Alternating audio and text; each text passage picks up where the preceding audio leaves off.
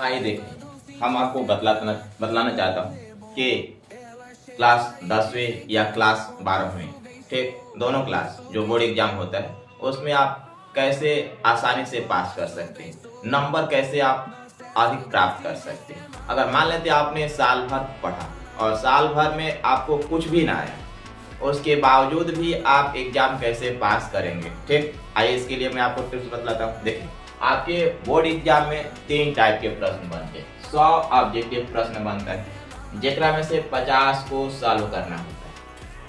50 solve करना होता है। मानकर चलते आपसे 50 सॉल्व ना हुआ, अगर आप तुक्का भी मारते हैं ना, तुक्का ऑब्जेक्टिव में, ठीक, तुक्का भी मारते हैं मतलब अंदाजे पर भी मारते हैं, ठीक ना, तो 30 भी क्वेश्चन आप हल कर लेते हैं, तो मतलब 30 क्वेश्चन हल किए तो 30 गुणे 1 कितना बन गया, 30 नंबर एग्जाम आ गया। दूसरा टाइप का क्वेश्चन आता है लघु उत्तरीय प्रश्न। इसकी मार्क्स कितना होता है, 2 नंबर का होता है। ये कितना नंबर का होता है, 2 मार्क्स का होता है। अगर 30 लघु उत्तरीय प्रश्न आता है और इसमें से ऑप्शन होता है कि आपको कितना हल करना होता है, 15 सॉल्व करना होता है।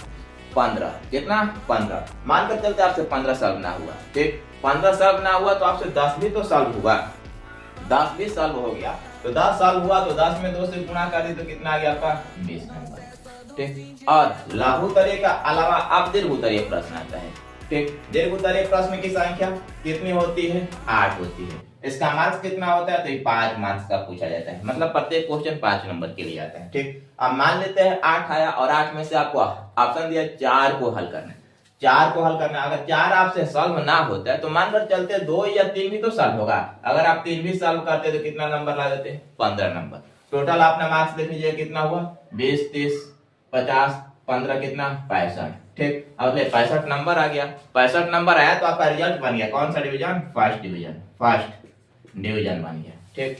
इस ढंग से आपको एग्जाम में पास करना होता है। तो